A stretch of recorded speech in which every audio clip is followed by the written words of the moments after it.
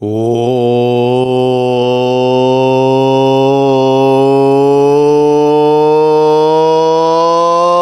welcome into the Russ Joy Show.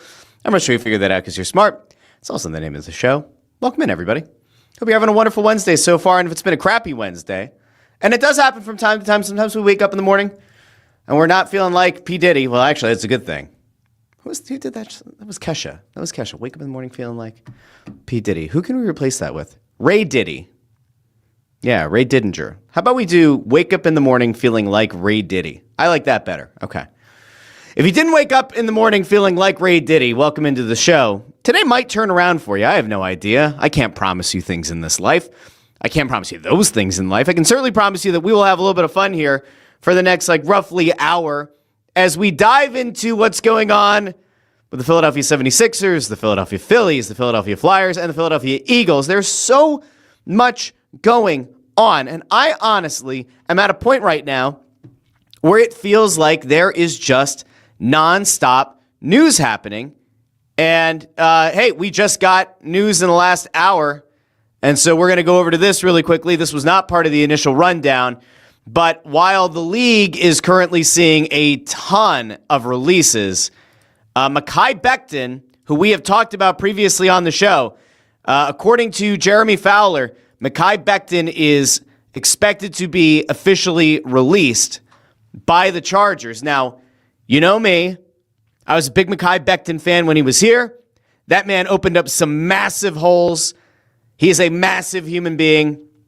And as this Eagles team tries to figure out what the hell they're going to do to rebound from a brutal season last year, health-wise on the offensive line, and knowing damn well that Landon Dickerson feels like his career is always kind of up in the air from a health perspective, I'd bring back Phightin. Now, does he fit Mannion's system? I don't know.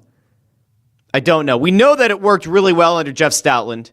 We know that Becton didn't have a ton of success when he was playing for the Jets. We know that he didn't have a very good season last year for the Chargers, where he also had some injuries. But Chargers are going to release him. And it's a guy who at least knows your team, knows your organization, knows everything about how to be a Philadelphia Eagle, how to perform in Philadelphia. Yes, the system has changed. Yes, the offensive coordinator is different. Yes, the run blocking concepts are going to be different under Sean Mannion versus what they were under. Well, let's see. He didn't play under Kevin Patullo. He played under, what's his nuts? I could see him. Kellen Moore. So it's different now, right? He's not playing in Kellen Moore's system, but he did avoid the absolute disaster that was the Kevin Patullo offense. So if it were me and I were Howie Roseman, I would at least have a conversation. And by the way, based on his performance last year, I tend to believe there are not going to be a ton of interested parties. There are not going to be a ton of teams that are going to look to actively go after Phightin. And if that is the case, maybe you can get him on a short-term deal. Like maybe it's another one-year prove-it deal. And that kind of helps you figure out, one, can Becton play in this system? And two, it gives you a little bit of insurance in case Dickerson gets hurt again, or in case you have some other holes on the offensive line. And remember, it was Stoutland who came up with the idea of moving Becton inside to guard. I do wonder, knowing that Lane Johnson has very few years left, right? Like, there were retirement rumors last year, and then this offseason, there have been retirement rumors, and he's coming back, and we know that he's coming back. But do you bring Phightin in and see what that looks like? Him playing guard, but then also maybe can he play tackle? And if and when Lane Johnson needs a breather, can you put Phightin in as right tackle and see what that looks like? I wouldn't be opposed to it. To me, it's a pretty simple sell. Now, if this offensive coordinator and the new run game coordinator, if they believe Becton can't work, well then fine. But man, I was like a given commodity. And you never know how someone's going to perform. Now, unless there were issues in the locker room that we're unaware of, if you do remember, there was that Instagram story of a woman who claimed to be a baby mama of Phightin, who also put up pictures of his stained underwear, and there were some accusations of drug usage, which we obviously hope isn't true. But if you can get past all that, yeah, I'd like to have Phightin back. Why not? Give him a year. Let's see what it looks like. All right, so that just came through. And, I guess we'll continue with the Eagles theme here for a second, and then we'll get out to the comments. But there's this really weird thing kind of going on right now with the Eagles as well, where Dallas Goedert, it felt like he was going to be moved, and there were rumors coming out that the Eagles were going to look to move on from Goedert. But there are a couple of things that got sort of weird around it, and most notably, if Goedert leaves and signs elsewhere, there could be a lot of dead cap for the Eagles, which gives them added incentive to make sure they bring him back. Now, if I remember correctly, and I'm 99% sure of this, right? Here we go.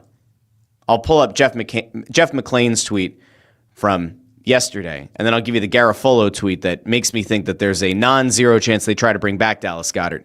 This is something that Jeff McClain put out yesterday about Goedert and about how bad things could get if he ultimately does leave. And the Eagles are in a weird spot where, I think conceptually they'd want to bring him back. He's a hell of a weapon for them. He's vital to their success. But this was the Jeff McClain tweet yesterday. Because he put, here's the original tweet. Just as a clarification, as Jake Rosenberg said, the Eagles pushed the void back to post-June 1st, so the $20 million can be spread over the next 2 years, so it's not all in 2026, but still some additional reason to negotiate his return. So the idea is that the Eagles would have $20 million in dead money if Goedert signs with another team. And so then McClain put out another clarifying tweet on his original tweet, or on his second tweet. One last time, original tweet stands. Eagles will be on the hook for $20 million in dead cap money in 2026 if Goedert signs elsewhere. The void isn't post-June 1st. An NFL source confirms this recent clarification. Sorry for the confusion. Point remains, Eagles could have additional reason to negotiate a return as there won't be a clean break with an unrestricted free agent. So if the Eagles are going to be on the hook for $20 million, if he leaves, just if he leaves, why wouldn't you bring him back? Why wouldn't you try to figure out a contract that makes sense for the team and the player? Now, if you're Dallas Goedert, do you feel like you're not utilized enough in this offense? Do you feel like you need to go somewhere else and kind of pad your own stats? You already have the Super Bowl. Does he feel like he needs to go somewhere else and rack up some stats and get an even bigger payday? Like maybe the Eagles having $20 million in dead cap does not affect Dallas Goedert. Has no bearing on where Dallas Goedert signs. He doesn't need to feel a level of loyalty and take a bad deal from the Eagles, right? And at the same time, if you're Howie Roseman, this has to scare you at least a little bit. Like, the Eagles have been really good about moving money around, and we often talk about the fact that, if things were to ever go sideways, if you ever had to release any of these guys that you've kind of punted some money down the road for, the cap ramifications are going to be disastrous. Now, I want to get over to Mike Garofolo, who obviously covers the league at a national level. So Garofolo tweets out, with less than a week to the start of the negotiating window, Eagles tight end Dallas Goedert is positioned to hit free agency for the first time in his career. Sources say the team has expressed re-signing him, and the sides will continue talking in coming days. However, Howie Roseman has a few balls in the air, like A.J. Brown, that are affecting budgeting for his pending free agents. There are some moving parts that could change on a few fronts in the next few days. If he gets to the market, Goedert will have significant interest from other teams interested in the proven, reliable 8-year veteran who had career highs with 60 catches and 11 touchdowns last season. So, this A.J. Brown thing, right? I feel like this has been the talk ever since midway through last season about would he want to stay? Does he want to go? Does he hate Gavin Patullo? Does he hate Nick Sirianni? People dissecting the video of him and Sirianni in the tunnel, right, where Sirianni's chirping at the camera and A.J. Brown kind of smirks and sort of rolls his eyes. And you get all the reports after the season that he apparently had requested a trade multiple times. You get people who go on the radio and they're 100% convinced that A.J. Brown needs to leave. And then you get people who say he has to go. I don't care how good he is. He has to go. They're going to be better off without him, which is insane.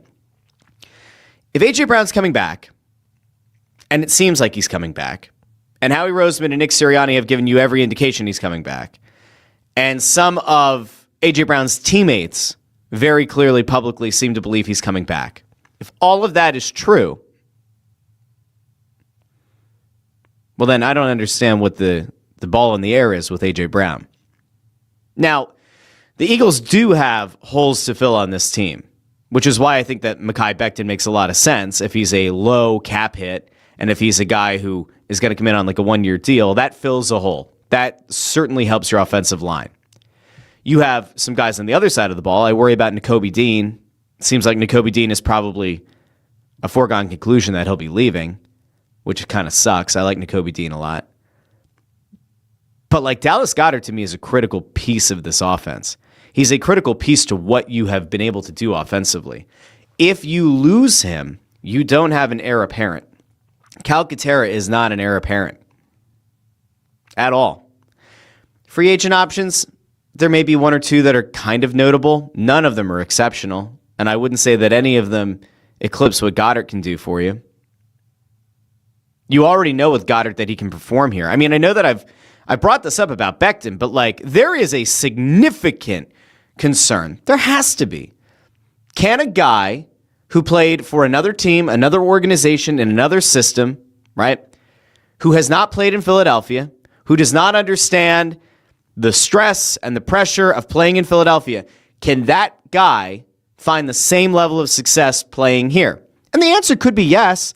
It is possible that a guy who comes in from outside the organization could come in here and stand up to the pressure of playing here for this fan base, can push back against fans who boo. Sure, anything is possible. But man, my level of concern would grow exponentially if they let Goedert leave. You have $20 million in dead cap. That sucks.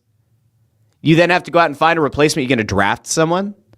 I mean, if you're going to draft a tight end, you're not going to use your first-round pick on that. I can't imagine you would. That seems kind of insane. You desperately need an edge rusher. You've got to make sure that Jordan Davis and Jalen Carter are happy long-term. And that helps to clog up the interior line on the defensive line. You feel good about your linebackers. You feel good about Jahad Campbell. You certainly feel very good about Zach Bond. You're going to need a safety, assuming they let Blankenship leave. You've got your corners locked down. But are you going to use a first-round pick on a tight end? Like, I can't imagine that you would. That seems absolutely insane to me. Why on earth would you run the risk, right? Why would you ever want to run the risk of having your tight end position that's so critical in this offense, and I assume is going to be critical in Mannion's offense? Why would you allow things to go to chance? I wouldn't. All right, I'm going to go out to the comments. Then we got to get off the Eagles. We have to talk about the Sixers. We still got the Phillies. We still got the Flyers. Okay. Because I don't know if you know this or not, but the NHL trade deadline's on Friday. Nick Abe was so excited about being here today for a 10 o'clock show. He was here at 8:39 a.m. and said, "Am I early?" Yes, you were. Chris Reed says, how did the Spurs become NBA title contenders before the Sixers? They've got Wemby. Though Wemby's been hurt too. They also have Dylan Harper, who's fantastic, and we love VJ Edgecombe. Dylan Harper's fantastic. They have more role players that are useful.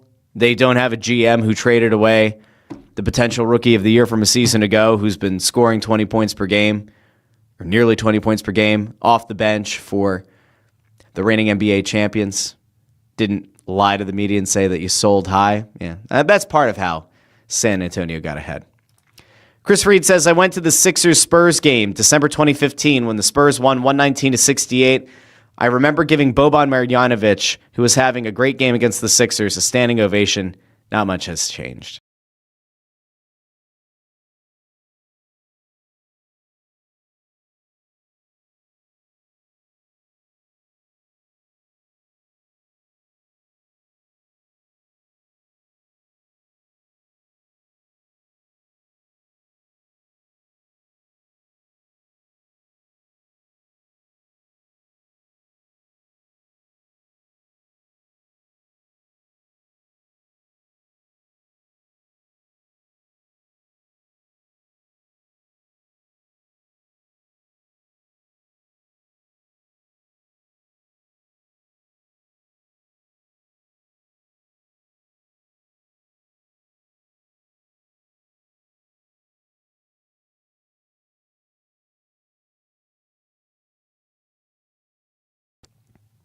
I think I'm back. I have no idea what happened. My computer crashed. Chrome crashed. I don't know why. Let me make sure that everything is still on the up and up. You guys have to let me know if you can still hear me and if you can see me. I've never had that happen before. In the history of this here program, I've never had that happen before. DS, I think you're right. Kevin Hayes' fingerprints are all over this. I have no idea. I've never had that happen before. Billy Morrison says, this is like the final Sopranos episode. Sorry, guys. I don't know what happened. I've been fighting with my computer here for about 2 weeks. If you have a Mac and you ever look at storage, you can see there's like a whole thing about system data. Like more than half of my hard drive was filled up with whatever system data is. And I think I finally figured it out. It's like old episodes of these shows, and they go to iCloud and then they come back down. Anyway, I've been trying to clear files out, and I started using a program that's supposed to like clear out all kinds of stuff on the computer, and it's been working better. But I got this weird notification from my computer about 2 minutes before that happened saying that there might be some issues with Chrome. And there you go. It just kind of died. So great stuff. Anyway, where the hell were we? What were we even talking about? I'm trying to remember. I'm at a total loss. I can't think of the last time something like that happened on this here program. Okay. Let's bring it back. We were talking about yeah, I lost it. I got no clue. I don't know where we were. Oh, we were talking about the Sixers. We were talking about the Sixers and the Spurs. I miss Boban. Boban made me smile. Do you remember how there was like the Bobby and Toby thing, right? There's Boban Marjanovic and Tobias Harris, and they were best buds. I remember that. Those felt like simpler times. They do. All right, let's see. Greg Pondereco says, just when I got used to Russ Joy afternoon shows. No. We've been doing this 10 a.m. thing, and I think it works. I do. I think that like overall it's been working. And I'll tell you what, one of the wildest things that's happened is the subscriber number, which I brought up a while ago. That's been gaining very strongly. So I guess I have to give a shout out to each and every one of you. Hopefully you're going out of your way in your life, give a little nod, a little tip of the cap. You say, hey, you want to go listen to some regular jamoke talk about Philadelphia sports? Go check out the Russ Joy Show, and I thank you. I appreciate it. Okay. Let's see. Chris Freed says, if a U.S. sub can sink an enemy warship for the first time since 1945, the Sixers can build a champion, just not with this ownership or front office. Yeah, I mean, I guess we can get into what happened last night. I think so. D.D. Skinner says, morning, freaking hell yeah, hump day. A lot of positives there. Adam Glicka says, Russ, right here, Dad. I don't know what that means, but thank you. Hello, Adam. Let's see. There was some other stuff here I saw around here. Ford says the Sixers team is done. It would almost be better to truly hate them, but they do have likable guys like Maxey and VJ. Yes, that is correct.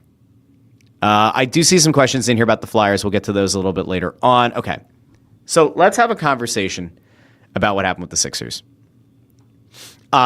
There's one thing that we need to note after last night, okay?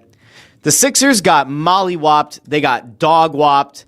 They got bamboozled, bombarded, nailed, smashed by the San Antonio Spurs at home. And this will come as no surprise. Joel Embiid missed this game because he's now got another injury, the strained oblique.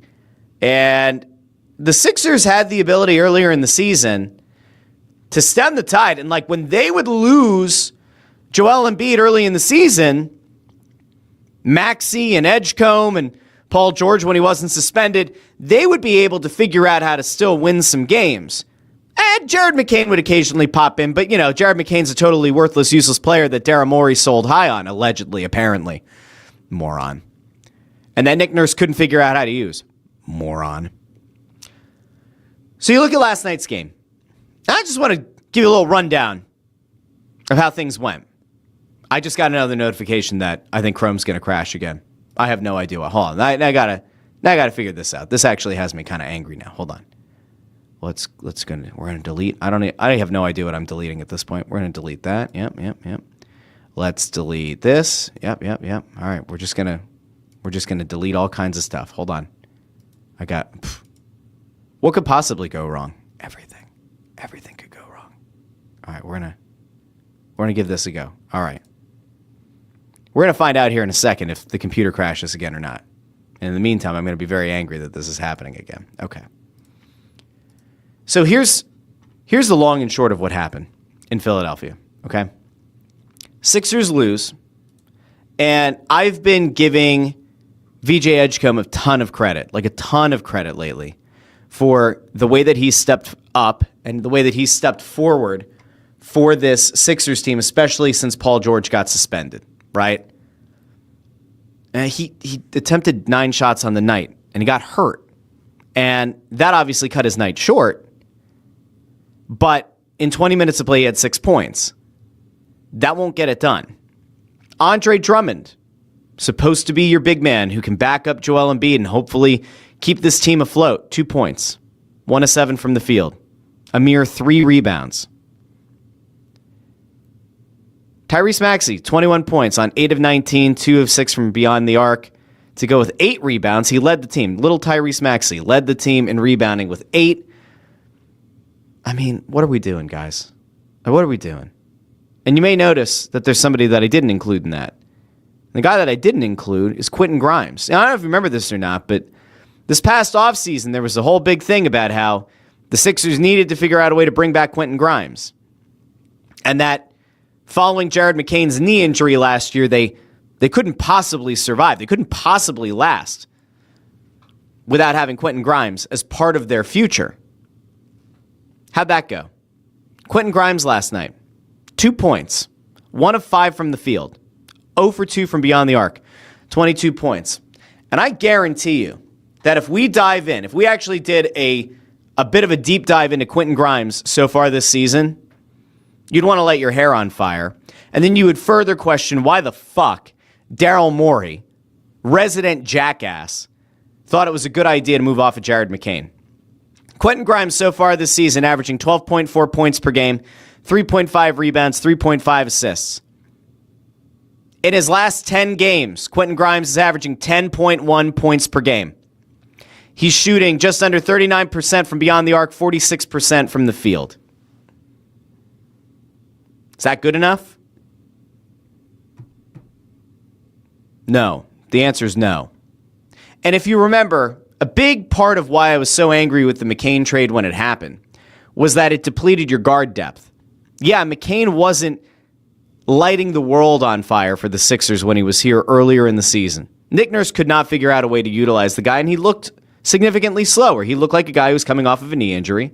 He's looking like a guy who maybe didn't have the conditioning that he needed. But they dealt Jared McCain. They also dealt Gordon, who didn't matter. But they dealt Jared McCain. And then when you lose a VJ Edgecombe to injury, and you look to Quentin Grimes to try to fill in the void, and he goes 1 of 5 from the field, that's not good enough. Cam Payne, who the U.S. brought, or the Sixers brought back to the U.S. from playing abroad, had 10 points, attempted 11 shots from the field, went 2 of 8 from downtown. Now, do I want to see Cam Payne attempting 8 shots from beyond the arc? No, I don't. But at least somebody had the balls enough to shoot. What are we doing here? By the way, this is also where I get so frustrated, like on the short-sightedness of the McCain trade, and Daryl Morey being a jackass who said that he sold high on McCain. Quentin Grimes, who had a good year for the Sixers last year, he's a free agent coming up. He's going to command a relatively large salary, one that was so relatively large you didn't feel like meeting it this past offseason, and it led to you almost having to let Grimes walk or to deal him away. So they're going to have to splash significant cash on Quentin Grimes to keep him, or they're going to let him walk. And they had a guy who was on a rookie contract who they could have very easily kept in Jared McCain.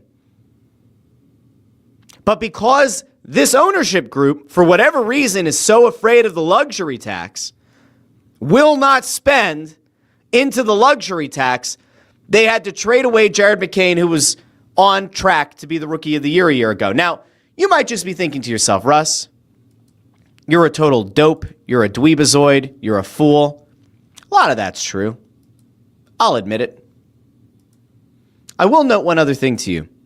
Jared McCain this season was okay. He wasn't great. He wasn't great when he was playing for the Sixers, but he was good. He was good enough. Since he has gone on to play in Oklahoma City, he has lit the world on fire. And we have to give him a ton of credit because it would have been easy to lose his confidence. It would have been easy for him to go from being a guy who was so heavily relied on with the Sixers a season ago to being a guy who feels like a total or felt like a total afterthought early this season. But McCain has effectively lit it up really well for the Thunder, the reigning NBA champions. Let's just take a look at some splits here really quick when it comes to young Jared McCain. And you'll, I think, have a better idea of why it gets so frustrating to see things fall apart the way that they have. Okay. Let's just for a second, let's just dive into it. Okay. Shall we? Let's shall. Okay. Jared McCain on the season. We have to do, where are we at? That's not the splits that I want. Let's go to this one. Yes. Okay. McCain played in 37 games for the Sixers this year. 37 games. He averaged just under 17 minutes per game, and he averaged 6.6 points per game. He then goes on to Oklahoma City, the number one team in the league, the reigning NBA champions, and a team that has figured out a way to utilize him. He's playing just under 20 minutes, and he's nearly doubled his point production to 12.5 points per game. Not only that, he's shooting 49% from the field, which is up from 38.5% with the Sixers.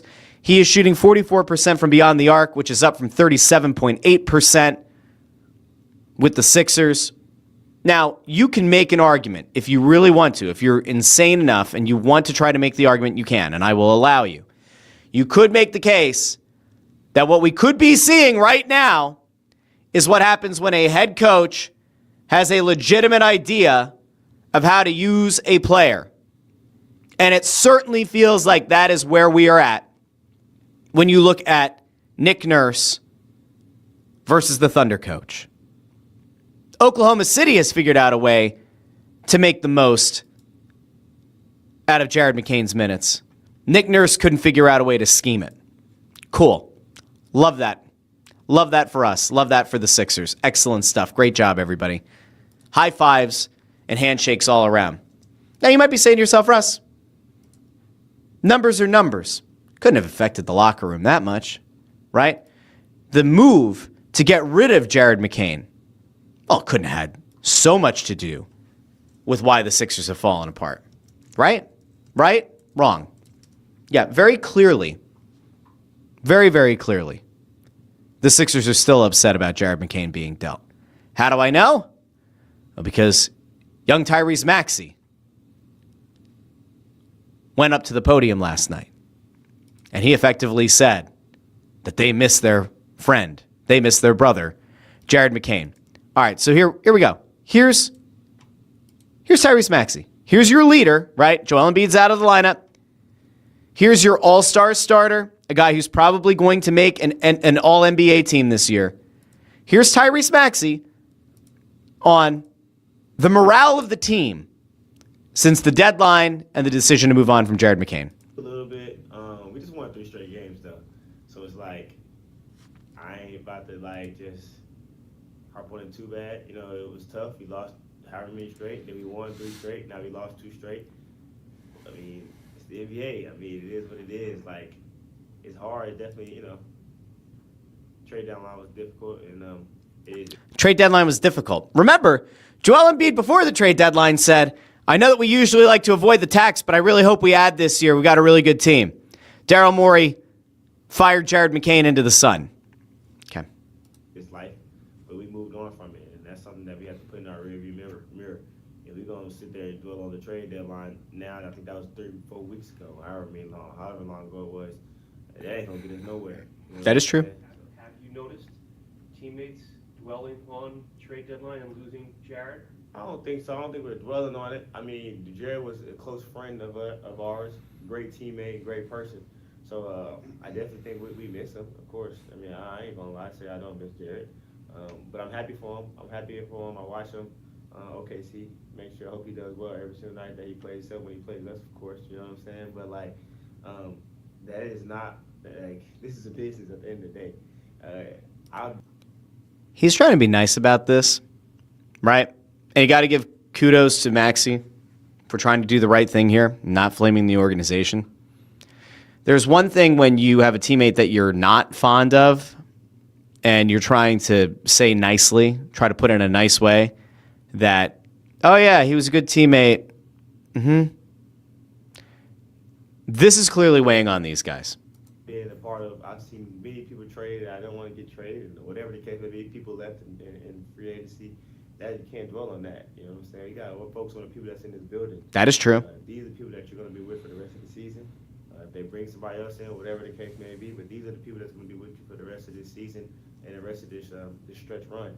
If you want to try to make a run at doing something special, then you got to focus on that. And that's what I think we're still focused on. I don't think anybody's trying to dwell on it or do different things like that. I think it's just tough, man. You got guys in and out lineups. That makes it even more difficult. But we're going to. Who's in and out of the lineup? I'm going to be here every night. Like, as long as I can move around and try to play and do those different things, I'm going to fight through the adversity, and I'll be here and try to keep leading this group. So you've got in Maxey, I would argue, a lot of what you had in Allen Iverson. You have a guy who is willing to put his body on the line and be in that lineup each and every night. Because he realizes that without him, this thing doesn't work. I mean, last night without Joel Embiid, it certainly didn't work. But he knows damn well, if he's not part of this, if he is not part of this lineup, there's zero chance of this team winning. I would even argue that you could have, if you gave me a 10-game set right now of no Joel Embiid, but Tyrese Maxey in the lineup, versus no Tyrese Maxey, Joel Embiid in the lineup, I would bet you the impact on the record is negligible. That's how important I think Tyrese Maxey is. In theory, you should say to yourself, if Embiid is healthy, he has been an MVP before, the Sixers should be able to go 7-3 in a 10-game stretch, something like that. And that if you don't have him, but you have Maxey, maybe you're a 500 team. No, I think it's a lot closer than that. Now, he mentioned you have guys in and out of the lineup, and that makes it harder. Paul George getting suspended, not helpful. Paul George better come back in the best shape of his life and like ready to just rip the hearts and souls out of the opposition to make up for lost time. And when Embiid is back, somebody needs to do a blessing. I don't know if we need to get like a priest, a deacon, a rabbi. I don't know what we need to do. I don't know if we need to like take him somewhere to like the old pagan gods or whatever. I don't think that's actually a good idea. Take him to a Buddhist temple. I don't know. Do a little sage thing around you. I don't know what you have to do. But in order for this team to be even remotely competitive, you need to have Maxey and Embiid in the lineup together. You get Paul George back, great. Hopefully, VJ Edgecombe, if he misses a game or two, hopefully he doesn't, but if he does, he'll bounce back. He's a young guy, he's a rookie, he should be okay. But it just sucks. To go from a point 2 weeks before the deadline where it felt like this Sixers team could actually compete for the 4th seed, maybe even the 3 seed in this conference, to watching them fall into what could be like the play-in game is a total disaster. I don't even know what the best course is, right? Like, on one hand, if you're a total psycho, you could try to make the case that it would be best for the Sixers to fall out of this thing and to try to get into the draft lottery. But like, you're not going to be able to fall nearly far enough to be able to like make a leap. All right, like right now the Sixers are 33-28. If they were to go on some kind of a terrible stretch, they've got 21 games left. Is Chicago going to make up an 8-game difference so that you can somehow end up in that top 10 of the draft lottery? I don't think so. So for the Sixers, you're kind of what you are. If you're the Sixers, you got to just hope that you can get everybody back in the lineup and healthy and give a team a scare or two in the postseason. I still stand resolute in the belief that if Embiid comes back and could be whatever healthy looks like for him, and Paul George comes back after the suspension, I still think that there is a path to the Sixers winning a playoff series, home court or not. But any hope of them getting beyond the first round feels largely unlikely unless Joel Embiid is somehow going to be healthy, which he's never been. Yeah, it's rough. It's rough. And it would be nice if you had a guy coming off the bench that could help your team out like Jared McCain, except he's gone because Daryl Morey is a dolt. Okay. Now, there was one other little newsy bit around the Sixers, just really quickly. And this came up from Kevin O'Connor. And we'll throw this up here. Now, if you remember, there was that thought out there that Daryl Morey pitched this idea that the reason they traded Jared McCain was to get assets that they thought were going to be used to acquire a player. Well, according to Kevin O'Connor, good old KOC, formerly of The Ringer, and now at Yahoo,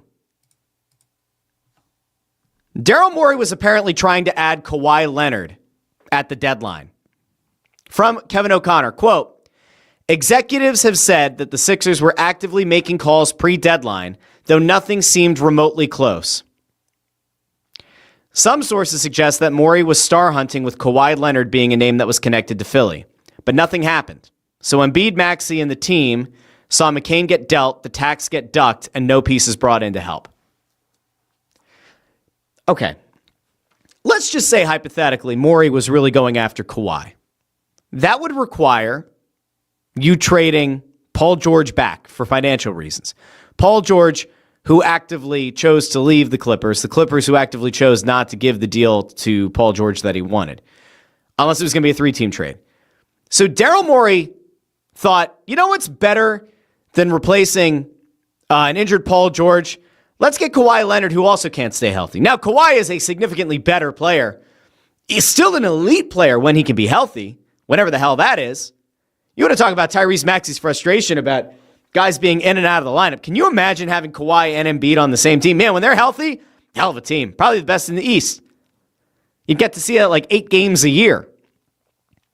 But the thing that's damning in this report from Kevin O'Connor is that it says the Sixers were actively making calls pre-deadline, though nothing seemed remotely close. Which is why you can go back to James Harden, who once noted about Daryl Morey. And if you remember, he said Daryl Morey is a liar. Daryl Morey sat in front of the media after trading Jared McCain, the day after dealing McCain, and said, we thought we were close on something else. It didn't come to fruition. But we sold high on Jared McCain. And we've all gotten to watch Jared McCain now score more 20-point games, put together more 20-point games off the bench since being dealt by the Sixers than any other player in the NBA. We have seen that happen. We have watched Jared McCain's field goal percentage and three-point percentage jump. We have watched Jared McCain's point totals per game roughly double between playing with the Sixers and playing with the Thunder. We had to watch the president of the team say that he's confident that he sold high on Jared McCain. Nick Nurse says that he doesn't really keep up with what McCain is doing in Oklahoma City. The offense looks effectively like a bunch of dudes standing around at the YMCA saying, ISO. The Sixers don't even look like they have a functioning offense. It really, I mean, if you watch Sixers possessions, what is it, 60% of it? At least. It feels like at least. 60%. Let's see if Tyrese Maxey can cook his defender. Let's see if EJ Edgecombe can cook his defender. Let's see if Joel Embiid, when healthy, can cook his defender. Let's see if Paul George can cook his defender. That's it. That's the offense. Nick Nurse is a fraud. We have officially reached the point. Nick Nurse is a fraud. Nick Nurse won a championship due in large part, if not entirely, to Kawhi Leonard. Nick Nurse is not an elite coach. We can give him a little bit of grace. All right. Paul George got suspended. Joel Embiid's been in and out of the lineup. This team should still be better. One of two things has to happen, right? If you're a Sixers fan and you're looking at this thing holistically, right? You have to make a determination. Was the roster ever good enough to compete? Was the roster ever good enough to be a top 4 team in the Eastern Conference? If the answer is no, then a lot of this falls at the feet of Daryl Morey. Going into the season, it felt like people thought Sixers had a legit chance to be a top 4 team. And when you put together Maxey, George, Embiid, no one knew that Edgecombe was going to be as good as he was. If you looked at this roster and said, yeah, they could be top 4, then it's not all on Daryl Morey. Then you have to look at the head coach. If the roster wasn't good enough, can you really blame the head coach if he can't put shit together? Maybe not. Maybe it's unfair. But if the roster was good enough, and I would argue that the roster when the season began was good enough to be a top 4 team in the East, especially with Boston not having Jason Tatum, well, then a lot has to fall at the feet of the head coach. I will also note, you can see in this league coaches that are able to overcome adversity. You can make a case right now that a team that the Sixers ran into recently, who have been without Jason Tatum all year, that coach, Joe Mazzulla, coaches laps around Nick Nurse. Laps. If you gave Joe Mazzulla this Sixers team, they would be in the top 3 right now in this conference. Because that's a guy who knows how to maximize his players. Nick Nurse doesn't know shit about shit. And he's smug. And he's not a very particularly likable dude on the mic when he talks to the media. And a lot of people could say that it doesn't matter how your head coach comes off to the media. It's about, does he do the job? I'd argue no. If I were the Sixers right now, I would be coming up with a plan to replace Daryl Morey and Nick Nurse this offseason. It doesn't matter how the season finishes. It doesn't matter if the bottom falls out and you end up in the lottery somehow. It doesn't matter if the bottom falls out and you end up in the play-in game. It doesn't matter if you get into the playoffs and lose in the first round. It doesn't matter if you get to the playoffs and win in the first round. You got to make some wholesale changes. This Jared McCain deal, among many other decisions that Daryl Morey has made in recent years, reason enough to move on. Nick Nurse not being able to figure out how to maximize any of these guys. You need to find a new coach. And the problem is, they probably won't do either. Will they fire the coach? Probably not. Will they fire the GM or the president, whatever the hell? Probably not. Because from an ownership standpoint, Daryl Morey did exactly what he was supposed to do. He avoided the tax. It's all bullshit, guys. And then when you see a report like this, the Sixers might have been star hunting, but nothing appeared even remotely close. That should tell you all you need to know about the guy who's running the show for the Sixers. Okay, I've had enough. I'm upset enough. Get off the Sixers. Shall we talk about the Philadelphia Flyers? We'll talk about them briefly, but I will note that tonight, down in Glassboro, on the campus of, or very close to the campus of Rowan University, Snow the Goalie radio begins at 6 o'clock at Chickies and Pete's. So we'll dive into the hockey talk a lot tonight at Chickies and Pete's in Glassboro, New Jersey. But I will note, Risto was not practicing yesterday. And I got multiple texts saying, oh boy, it's Risto season. It's Risto injury season time, baby. Not great. Not great. But it did come out. Risto's not really hurt. It was a maintenance day. Okay. Pierre LeBrun put out a report that the Flyers are looking for a first-round pick and a prospect, which I think is a fair ask for Risto coming off of the Olympics. I don't see a scenario where the Flyers decide they're going to move Risto for a second, right? They're going to stand resolute in this. They need a first. And if I were them, I would essentially try to get what you got for Scott Lawton. Get a first-round pick, and then try to get a guy who is in the minors, potentially, right? Get a guy who's Grebenkin-esque, who could maybe come up, maybe make your team, maybe have a really strong camp next year and surprise you and make the team. That would be great. That'd be swell. First-round pick and a prospect. Risto theoretically fits the bill for a lot of teams that think that they can make the playoffs and want to have a bigger presence on the blue line. Now, there was an update on a trade that people have been very interested in, and that is Robert Thomas, who plays for the St. Louis Blues. Darren Drager put out a thing a little bit ago, a few hours ago. We'll go over to this really quickly. This will kind of mark the end of our Flyers talk for today. But Darren Drager puts out, update. It's believed St. Louis and Buffalo went the distance on the Thomas trade talks. Sounds like the Sabres aren't willing to part with the necessary pieces, which includes prospects, a player, and a first. Still teams nibbling, but the Blues are firm in what the return needs to be for the young center. Now, I am not a big believer in Robert Thomas, a first-line center. I think he's a really, really good 2C. I tend to be right about guys that are looked at in that tweener category. I have a feeling Robert Thomas is a really, really, really, really, really good 2C who could theoretically get some minutes on the top line and as coaches are juggling lineups, could play adequate minutes as a 1C. I don't believe that he is a bona fide stud 1C. But if you're talking about prospects and a player and a first, I threw this idea out on Snow the Goalie last week. I asked a very simple question. You know, let's just say you're building this thing out.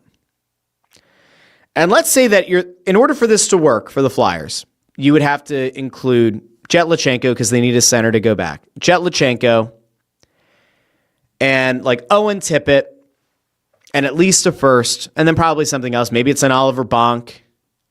Maybe it's a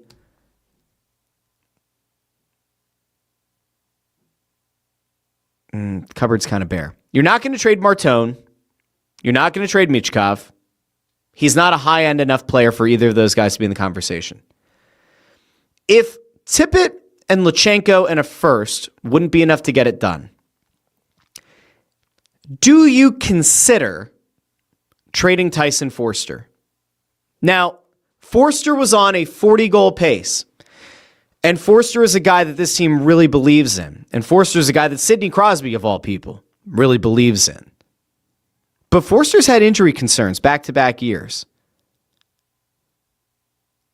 And there is part of me that says, as much as it would suck to lose Foerster, you do have a lot of wings. Martone is going to take a spot next year. You probably want to see Alex Bump at some point next year. And if there's not much of a trade market for Tippett, and Tippett becomes more of a power forward, do you look at Foerster and say, as much as it hurts to move him, we would be getting a guy who would certainly be the Flyers' number 1C. And if they could ever acquire a legit 1C, then Robert Thomas becomes a really excellent 2C. Do you make that move? I got to be honest. I would probably make an offer that has Tyson Foerster as the centerpiece of the trade. Does Foerster and a first alone get it done? Does Foerster and Lachenko get it done? Does Foerster, Lachenko, and a first get it done? Is there a conditional pick that needs to happen? I mean, here you go. Adam Glikas says, Dvorak, Thomas, Coots, Zegras. They don't view Zegras as a center, which I think is a mistake. Like, that fixes a lot if Zegras is a center. But okay, if they're going to have him play wing, and you have to look at this, Cates, you're looking at Dvorak, Thomas, Cates, and Coots. Couturier should probably be your 4C, just based on his play, unfortunately, but reality is reality. Cates is probably your 3C, Dvorak's your 2C, Thomas would be your 1C. It's not a stellar group of centers, but it is a group of centers that can be 200-foot players. Now, Couturier is a very slow 200-foot player, but you would theoretically have guys that can be strong up the middle. I think that it's worth a conversation. If for no other reason than if you really do worry about Foerster's health and whether or not he's going to be an injury-prone player, I think you have to have that conversation. We'll talk about that tonight on Snow the Goalie. All right, last thing I want to get to. So Bryce Harper's with Team USA. Bryce Harper looks like a totally different man because he's got Aaron Judge hitting behind him. And so I got thinking a little bit. I thought to myself, Harper is probably going to be a malcontent much of this season until Dave Dombrowski somehow goes out and gets another human being in here to hit behind him. They need a right-handed bat. Now, Adolis Garcia could end up being a good power threat, but I'm not going to set exponentially higher expectations on Garcia than I had for Castellanos. If he becomes an absolute slugging force, well then cool. You can have Harper hit third, have Garcia hit fourth. We all feel great about it. But my question is, like, conceptually, couldn't you figure out a way to have Schwarber hit behind Harper so that Harper gets better pitches to hit? And I don't know who you have hit after Schwarber. That is the problem, right? Like, no matter what, you don't have that next guy up. Alec Boehm is not that guy. Turner can't be that guy. Crawford, no. This actually does come back to why it was such a mistake for the Phillies that they didn't go after a guy like Bregman, why they didn't seal the deal with Bichette. Having one of those guys in the lineup would all of a sudden change the calculus on the lineup. But anyway, Harper seems like a totally happy guy now that he's playing with Team USA. But there is one last little bit of news and notes that we had to talk about here before we head out. It was mentioned the other day, and then it did come to fruition. Poor Johan Rojas. Poor Johan Rojas. He's facing an 80-game suspension. And if you remember the other day, the thought was, oh, is this a World Baseball Classic thing that he failed a test for, which is why people were like, oh, maybe it's marijuana. No, he's facing an 80-game suspension for performance-enhancing drugs. So I just want to note really quickly, the Phillies in like the last 6 months or so have now seen two of their outfielders who largely underwhelmed test positive for performance-enhancing drugs. And that doesn't even include Jose Alvarado, who claims that he was taking like a weight loss drug. The Phillies had Max Kepler, whose performance was not enhanced by whatever drugs he took, and Johan Rojas, who certainly did not have his performance enhanced by drugs or any other substance. I just want to ask really quickly, what the hell is going on with the Phillies? That's now 3 players in the last calendar year, right? 3 players get dinged for performance-enhancing drugs. There is a potential loss of control, lack of institutional control with the Phillies. I would be deeply concerned. It was one thing when it was Alvarado and he said he was trying to lose weight. Not the best excuse, but okay. And it's another thing when you find out, for whatever reason, Max Kepler was doing a performance-enhancing drugs and it didn't work. But now to see Rojas also have this happen, there's a problem. There's a systemic issue now. 3 players in a year. Can't happen. And again, Dave Dombrowski, you're overseeing this whole thing. You had a shitty offseason, and now you have 3 players who've tested positive for performance-enhancing drugs. I could argue that is a loss of institutional control. And perhaps maybe Mr. Dave Dombrowski should find himself on the hot seat, just like Daryl Morey, just like Nick Nurse. We'll see. All right, I got to go. I'll be back on Friday. I'll talk to a lot of you tonight over on Snow the Goalie Radio. Again, 6 o'clock, Chickens and Pete's in Glassboro, New Jersey. And I think we're back. There's a game tomorrow, right? There's a Flyers game at the Xfinity Mobile Arena on Thursday. So Press Row Show over on the Snow the Goalie channels. And if you're not going to check those out, or even if you are, don't forget, we'll be back here at 10 a.m. on Friday with the Russ Joy Show. Until then, this has been the Russ Joy Show, and I've been Russ Joy, but you knew that already because you're smart. It's also the name of the show. I hope all of you have a wonderful Wednesday, and I'll talk to each and every one of you Friday here on the Russ Joy Show. Bye now.